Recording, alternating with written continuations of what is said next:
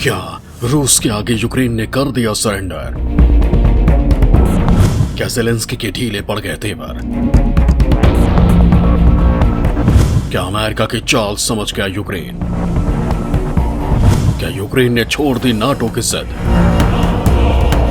क्या अब शांत हो जाएगी युद्ध की ज्वाला? दोस्तों, रूस और यूक्रेन के बीच जंग रुकने का नाम नहीं ले रही है। कई देश जंग के इस ज्वालामुखी को शांत करने की कोशिश कर चुके हैं, लेकिन पुतिन टस से मस नहीं हो रहे हैं। उन्होंने साफ कह दिया है कि जब तक यूक्रेन हथियार नहीं डालेगा और उसकी शर्तों को नहीं मानेगा, तब तक उसे अभयदान नहीं दिया जा सकता। रूस के इस कड़े तेवर के बाद अब यूक्रेन की अकड़ ढीली हो गई है। उसे लगने लगा है कि अब उसका कोई खैर ख्वाह नहीं बचा है। अब उसे अकेले ही जंग के मैदान में दुश्मन से लोहा लेना है। लिहाजा अपनी औकात समझते हुए यूक्रेन की भाषा अब बदलने लगी है। नाटो देशों की सदस्यता को भी उसने तरजीह नहीं देने की बात कही है। आज के इस वीडियो में मैं आपको कुछ ऐसा ही बताने जा रहा हूं जिसे सुनकर आप हैरान हो जाएंगे, आपकी आंखों की नींद गायब हो जाएगी, दिमाग की सारी बत्तियां जल जाएंगी। लेकिन ये सब जानने के लिए आपको ये वीडियो अंत तक देखना होगा, तभी आप पूरी पटकथा समझ पाएंगे। तो चलिए शुरू करते हैं। दोस्तों, यूक्रेन का सरेंडर की पूरी कहानी जानने से पहले आपको वो पटकथा समझनी होगी जिसने युद्ध की विभीषिका को हवा दी है। रूस और यूक्रेन के बीच जंग अभी भी जारी है। अमेरिका यूक्रेन को मझधार में छोड़कर भारी है। दोस्तों, यूक्रेन और रूस के बीच जंग अभी भी जारी है। दोनों ओर से भारी बमबारी हो रही है।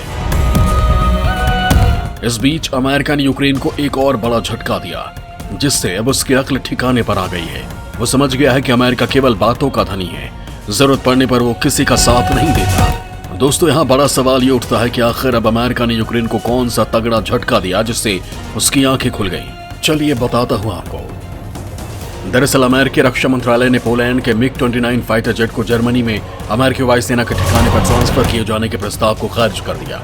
अमेरिका ने यह बेहद अहम प्रस्ताव ऐसे समय पर ठुकराया है जब यूक्रेन और रूस के बीच भीषण जंग जारी है। रूसी सेना राजधानी कीव को घेर चुकी है और राजधानी से मात्र कुछ किलोमीटर की दूरी पर है। रूस से निपटने के लिए यूक्रेन के राष्ट्रपति ज़ेलेंस्की लगातार पश्चिमी देशों से फाइटर जेट देने की गुहार लगा रहे हैं। पेंटागन के प्रवक्ता जॉन किर्बी ने एक बयान जारी करके कहा कि अमेरिका पोलैंड का प्रस्ताव स्वीकार करने में असमर्थ है। अमेरिका का यूक्रेन को झटका। किर्बी ने कहा कि अगर इन विमानों को जर्मनी से यूक्रेन के संघर्षग्रस्त इलाके से भेजा जाएगा तो ये पूरे नाटो गठबंधन के लिए गंभीर चिंता का विषय बन जाएगा। रूसी फाइटर जेट इस समय यूक्रेन के आकाश में गश्त लगा रहे हैं और बमबारी कर रहे हैं। दरअसल पोलैंड ने प्रस्ताव दिया था कि मिग-29 फाइटर जेट को अमेरिका के रामस्टोन एयरबेस को ट्रांसफर कर दिया जाए। इसके बाद वहां से उसे रूस के खिलाफ यूक्रेन की मदद के लिए भेजा जाए। पोलैंड का यह प्रस्ताव ऐसे समय पर आया था जब यूक्रेन के राष्ट्रपति ज़ेलेंस्की ने अमेरिका से गुहार लगाई थी कि वो शनिवार को इन विमानों को उन्हें सौंप दे। इसके बाद पोलैंड ने यह बयान दिया था कि वो अन्य नाटो देशों से आह्वान करेगा कि वो अपने उन फाइटर जेट को यूक्रेन को सौंप दे जिसे उड़ाने का प्रशिक्षण वहां की वायुसेना के पास है।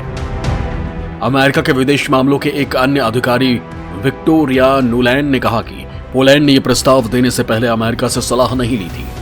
दोस्तों, अमेरिका के इस रुख के बाद यूक्रेन के राष्ट्रपति समझ गए कि उनको अब अपने ही बलबूते जंग लड़नी है और अगर वो जंग जारी रखते हैं तो यूक्रेन को पूरी तरह तबाह होने से कोई नहीं बचा सकता। लिहाजा अब उनके सुर बदल गए हैं। युद्ध छोड़ अब शांति की राह पर चलने की तैयारी। यूक्रेन को समझ में आ गया अमेरिका का पूरा खेल। दोस्तों, यूक्रेन को अकेला पड़ता देख ज़ेलेंस्की के तेवर ढीले हो गए हैं। उन्हें अब समझ में आने लगा है कि भारत, इजराइल और फ्रांस उसके हित की बात कर रहे थे। अब ज़ेलेंस्की को समझ में आ गया है कि वो युद्ध से हार के अलावा कुछ भी हासिल नहीं कर सकते। बातचीत के जरिए ही मुद्दे को सुलझाया जा सकता है। लिहाजा युद्ध छोड़कर सार्थक बातचीत को तैयार है। उन्होंने ऐलान किया है कि वो नाटो में शामिल होने की जिद छोड़ रहे हैं। दोस्तों, यहाँ बता दूं कि नाटो ही वो बड़ा मुद्दा था जिसको लेकर रूस के राष्ट्रपति व्लादिमीर पुतिन बार बार यूक्रेन को चिता रहे थे। कहा जाता है कि यही यूक्रेन पर रूसी हमले की एक बड़ी वजह थी। पुतिन नहीं चाहते थे कि नाटो उनके किसी पड़ोसी देश तक पहुंच बना सके। अब जब यूक्रेन ने नाटो में शामिल होने की जिद छोड़ दी है, तब रूसी राष्ट्रपति पुतिन ने भी अपने रुख में नरमी के संकेत दिए हैं। रूस ने भी कहा है कि वो दोनबास इलाके में से केवल यूक्रेनी सेना को हटाना चाहता है। दोस्तों, यहाँ बड़ा सवाल ये उठता है कि आखिर नाटो में ऐसा क्या था जो यूक्रेन उसका सदस्य बनना चाहता था। चलिए वो भी आपको समझा देता हूँ। क्या है नाटो संगठन? दोस्तों, नॉर्थ अटलांटिक ट्रीटी ऑर्गेनाइजेशन यानी नाटो दूसरे विश्व युद्ध के बाद 1949 में बना था। इसे बनाने वाले अमेरिका, कनाडा और अन्य पश्चिमी देश थे। इसे इन्होंने सोवियत यूनियन से सुरक्षा के लिए बनाया था। तब दुनिया दो ध्रुवीय थी, एक महाशक्ति अमेरिका थी और दूसरी सोवियत यूनियन। अमेरिका ने नाटो के बनने के बाद घोषणा की थी कि उत्तरी अमेरिका या यूरोप के देशों में से किसी एक पर हमला होता है तो उसे संगठन में शामिल सभी देश अपने ऊपर हमला मानेंगे और हर देश एक दूसरे की मदद करेगा। लेकिन बाद में सोवियत यूनियन के टूटने के बाद सारी शक्ति केवल अमेरिका के हाथ में केंद्रित हो गई, जिससे रूस काफी नाराज था। रूस से अलग हुआ यूक्रेन इसलिए भी नाटो में शामिल होना चाहता था कि उसे लगता था कि क्रीमिया की तरह रूस उसे भी अपने साथ मिला लेगा। लिहाजा वो किसी भी कीमत पर नाटो का सुरक्षा का वो चाहता था, जिससे रूस उसकी तरफ आंख उठाने की हिमाकत ना कर सके। लेकिन ये उसकी सबसे बड़ी भूल थी। यूक्रेन को लगा कि इस मामले पर अमेरिका और बाकी पश्चिमी यूरोपीय देश उसका साथ देंगे, लेकिन ऐसा हो नहीं सका। अमेरिका ने हमेशा इस मामले में यूक्रेन को गफलत में रखा। उसे भरोसा दिया कि यदि रूस उस पर हमला करता है तो वो उसकी मदद करेगा। अमेरिका के इसी झूठे भरोसे पर यूक्रेन ख्वाब सजाने लगा था। लेकिन पुतिन ने एक ही झटके में युद्ध का ऐलान करके उसका सारा ख्वाब तोड़ दिया। यूक्रेन को उसकी औकात बता दी। उसे दिखा दिया कि अगर रूस हमला करेगा तो कोई उसका साथ देने नहीं आएगा। 14 दिन के बाद अब यूक्रेन को यह बात पूरी तरह समझ में आ गई है कि युद्ध से उनका भला नहीं बुरा ही होगा। केवल शेखी बघारने से वो युद्ध नहीं जीत सकते हैं। युद्ध लड़ने के लिए जो साजो सामान चाहिए वो उसके पास नहीं है, लिहाजा वो सरेंडर के मूड में दिख रहा है। इस पूरे मामले में इजराइल की भी भूमिका काफी अहम मानी जा रही है। पुतिन और जेलेंस्की से हो रही बातचीत से सीधे तौर पर जुड़े इजरायली अधिकारियों ने बताया कि दोनों पक्षों के रुख में पिछले 24 घंटे में काफी नरमी आई है। रूस ने कहा कि वो केवल दोनबास इलाके से सैनिकों को हटाना चाहता है। उधर जेलेंस्की ने कहा कि वो अब यूक्रेन को नाटो में शामिल होने पर जोर नहीं दे रहे हैं।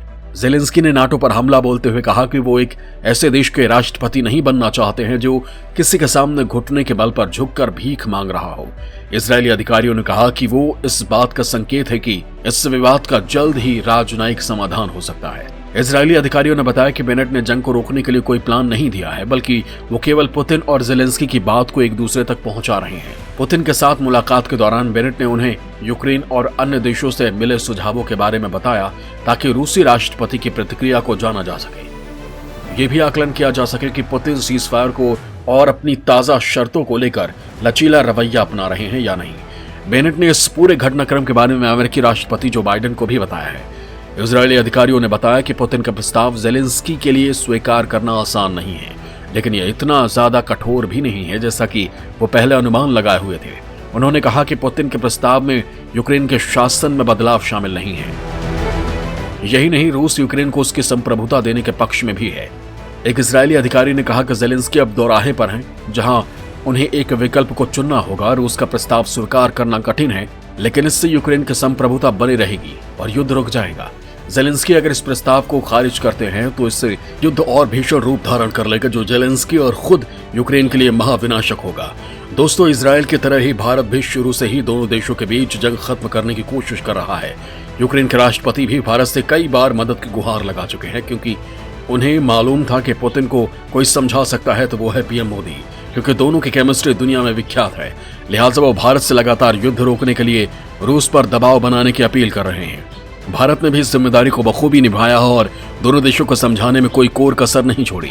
पीएम मोदी ने दोनों देशों के राष्ट्राध्यक्षों से कई बार फोन पर बात की, उनसे युद्ध का रास्ता छोड़ने की अपील की, जिसका नतीजा आज आपके सामने है। दोनों ही देश युद्ध से होने वाली बर्बादी को रोकने के लिए लगभग तैयार हो गए हैं, बस ऐलान होना बाकी है। मैं उम्मीद करता हूं कि जल्द ही युद्ध की यह ज्वालामुखी शांत हो जाएगी और तबाही का यह मंजर रुक जाएगा। जय हिंद, जय भारत।